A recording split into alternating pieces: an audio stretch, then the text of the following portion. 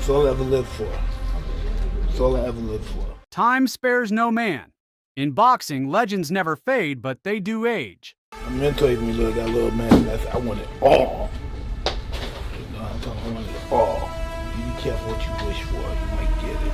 A fight between Mike Tyson and Jake Paul once seemed like a ludicrous idea. A battle between an icon of destruction and a social media disruptor turned boxer. Yet here we are, witnessing history unfold. A well-hyped match, millions spent on marketing alone, and millions tuned in to watch. Could a 58-year-old Iron Mike still deliver devastation? What followed was chaotic. As the tension grew, fans who once craved a spectacle now wished for an ending. One that never seemed to come soon enough. In this video, we will uncover the intense showdown between Mike Tyson and Jake Paul, how a seemingly impossible fight turned into one of the most talked about fights in boxing history. Mike Tyson, the youngest heavyweight champion. Destruction is the only word that came to mind with his name. He was a force unlike any other in boxing history. His power, aggression, and unmatched speed made him a knockout artist, finishing 44 of his 50 wins by KO. He is a man millions of boxing lovers love to see in the ring.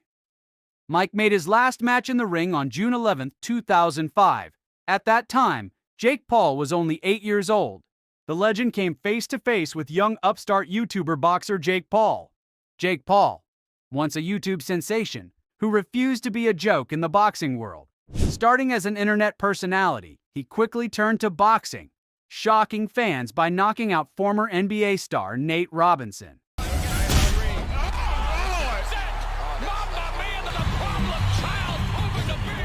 Everyone thought that Nate Robinson was going to beat me. I was the most betted against person that night. All these people, they didn't think I'm a real fighter. And so that's the beauty of it, is when a bunch of people think you're going to lose and like proving them wrong. But it didn't stop there. He took on and defeated seasoned MMA fighters like Ben Askren, Tyron Woodley, and even UFC legend Anderson Silva. Though not a traditional boxer, Paul's dedication was undeniable. But this fight? This was different. He wasn't stepping in with an aging MMA fighter or a retired athlete. He was facing one of the most feared boxers of all time. It was a fight many believed was impossible. Yet here it was. Would the legend put young Jake Paul in place? His sharing the ring with a legend like Mike Tyson was a joke to many. The build-up to the Mike Tyson versus Jake Paul fight was a masterclass in modern sports promotion. Fighters utilized their social media power to the maximum. They kept the audience captivated months before the fight and made the audience anticipate by sharing training videos. Exclusive footage from their respective social media showed their rigorous training, which added to the fight's intrigue. All of this hype contributed to the fight becoming the highest-selling event at AT&T Stadium, with 65,000 tickets sold. Netflix decided to stream the fight live. This move attracted 1.4 million US subscribers. So, the millions watching, will the fight live up to their expectations?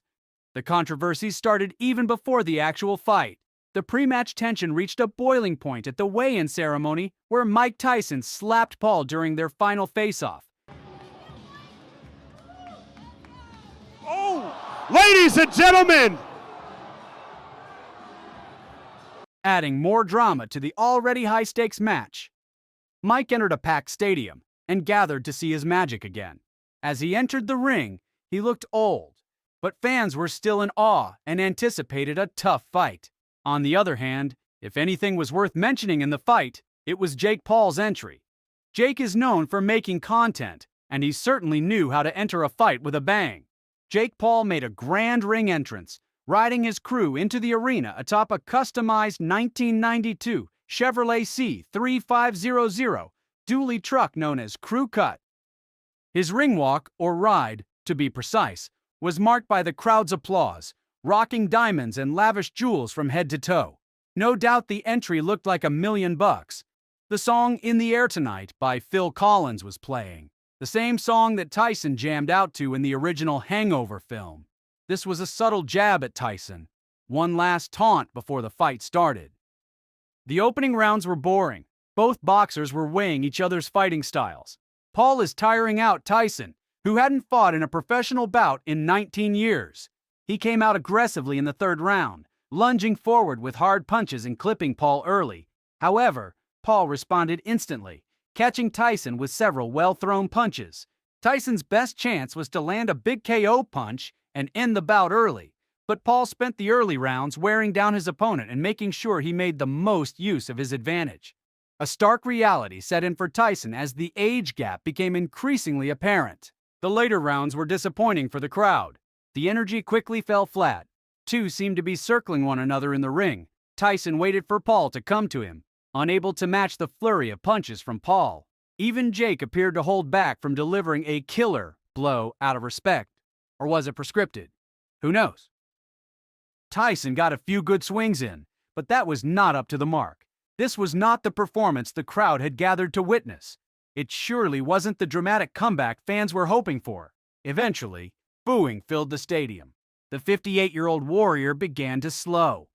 The energy that once characterized him seemed to wane. His movements were becoming more static.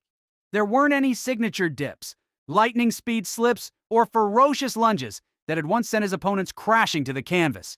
Fans couldn't believe it was the same man who delivered 44 brutal knockouts. Roy Jones Jr., whom Tyson last fought in an exhibition in November 2020, complained, "I don't like Mike's legs. I don't like Mike's legs at all," echoing the millions watching who wanted to see some action. After a few rounds, Paul continued to take control of the fight. He was landing his combinations and giving Tyson trouble with his jabs. Tyson showed some bursts of energy throughout the later rounds, but never proved to be a real threat. It was clear Jake Paul didn't make it a battle of egos. Notorious for taking up fights one after another in his youth, Tyson looked every bit his age. Jake was happy to be the aggressor, throwing punches in the middle rounds and flaunting his better stamina. However, even Jake also seemed not to go for a big knockout blow. He wasn't trying to be too aggressive, maybe as a sign of respect for the tiring Tyson towards the end of the fight. A memorable moment was him bowing in respect for a fighter 3 decades his elder. Tyson returned the gesture, reaching out an arm to shake hands with his young counterpart. All of these gave rise to another controversy, that the fight was scripted. During the highly anticipated Mike Tyson vs. Jake Paul fight, Netflix's live sports broadcasting faced significant technical challenges. As millions tuned in, many encountered issues such as buffering, freezing, and degraded video quality, disrupting the viewing experience. These disruptions led to widespread frustration among subscribers, with social media platforms buzzing with complaints. What was interesting was Mike Tyson's resilience. He went to the extent of challenging Logan Paul. When asked if that would be it for Mike Tyson professionally, Tyson said, "I don't think so." Possibly the last time for you? I don't think so. You've got more in you. When asked what might inspire him, at nearly 60, to come back out for another fight, Tyson said, "I don't know, maybe his brother," indicating toward Logan Paul. Who comes to mind? Well, I don't know. Maybe his brother. You want to fight Logan? Who was also in the ring and currently fights in the WWE. Overall, Mike Tyson moved around the ring like a shadow of his former self, throwing hesitant punches and barely engaging. On the other hand, Jake Paul was playing a role, cautiously tapping at Tyson without committing to a knockout. The whole thing reeked of a predetermined outcome designed for maximum profit rather than a genuine sporting contest. It felt insulting to fans, as if they were banking on nostalgia and spectacle instead of delivering a real fight. After 8 slow rounds, Jake Paul defeated Mike Tyson by unanimous decision. The fight left fans with more questions than answers as the final bell rang. Had they witnessed a genuine battle or a carefully orchestrated spectacle? The fight may not have delivered what fans craved, but it certainly delivered on hype. Millions tuned in, debated, and in the end, both men walked away with hefty bank accounts. So, was this an actual fight or just another chapter in the age of spectacle boxing? Let us know what you think in the comments below. Like the video and keep on sharing. Subscribe for more intriguing tales from Ring. We will see you in the next one.